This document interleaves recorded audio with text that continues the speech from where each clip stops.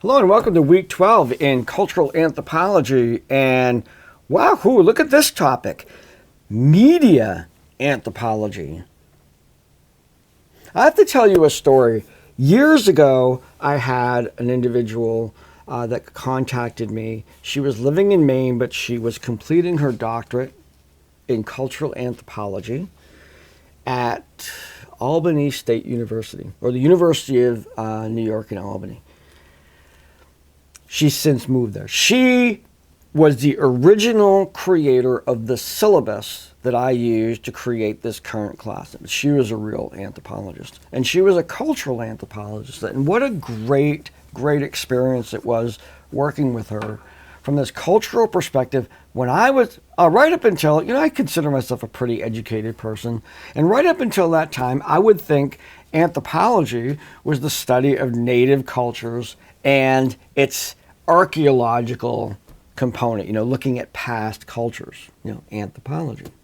Well, no, she was discussing, it's not really relevant to this topic, media psychology, but just relevant to educating me as to what is, she was studying the cultural rituals of developing within inner city gangs.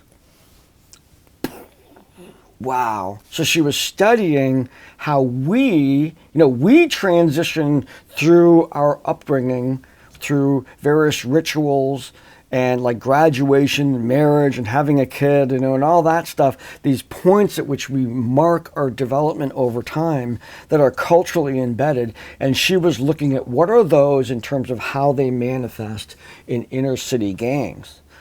What a cool project. She finished her doctorate, having, gigging with me on the side, teaching here.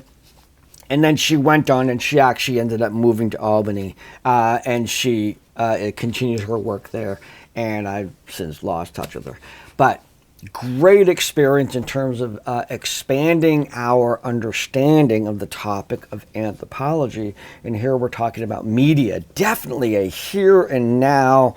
We can study this right in our hometown and get that's sort of why I've been leaning toward the religion assignment and also the farmers market assignments of anthropology's in your backyard. You don't have to go anywhere to do that. So just reinforcing that.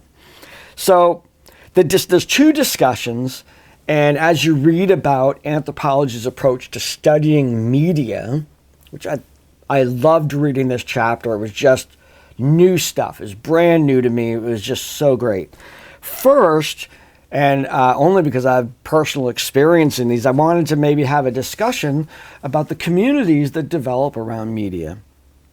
And the ones I'm thinking about, the ones that I'm a part of, I'm a Trekker. It's not Trekkie, by the way, it's Trekker. I'm a fan of the Star Trek universe. And so there's a television show, the old television show, all the different shows that have been created, and my newest love in the world of Star Trek Discovery, which is current, and Picard, that new one, the new one that's coming out, featuring Captain Picard from Star Trek Next Generation.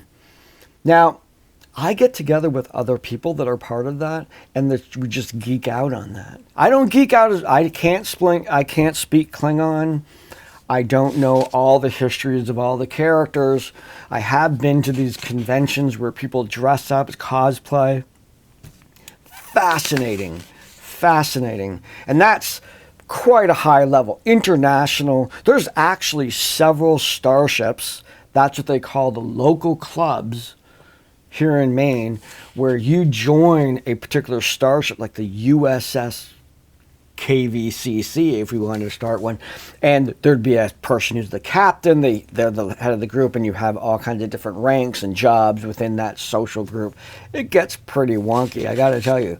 So, having you discuss the kind of communities that develop around television shows. You can have all television shows or the media. You can have all the stuff like Star Trek, but you could also have like say there's several people that I know that are not Star Trek fans, but they're Yellowstone fans. They've been watching Mr. Costner do his thing in the show called Yellowstone, Games of Thrones, The Office, all of these shows that have incredible fan bases. And when those individuals get together, there's a culture of that.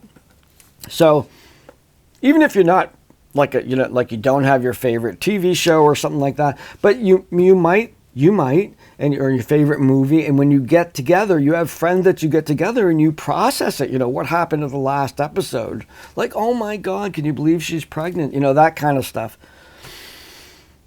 Discussion about that. That should be very fun. And then discussion be a little bit more serious. We've been learning through this class, and certainly I try to teach it very much in almost all of my classes. First, to have digital literacy, information literacy, meaning a good sense of critical thinking when it comes to stuff that is in the media. The fact that it's on the internet, I'm sorry, doesn't make it true. Neither does it make it true that it's on television or in the movies or in the newspapers.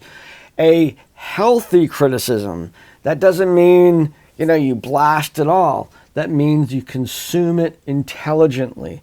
So a discussion about that skill set to be able to encounter and consume media intelligently, and maybe speculate. In fact, I'm asking you to speculate. How can we get more people to do that?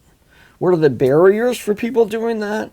And how can maybe in our own lives, I'm not talking about social policy here, I'm talking about what you can do as an individual to increase the media literacy, the information literacy of people around you.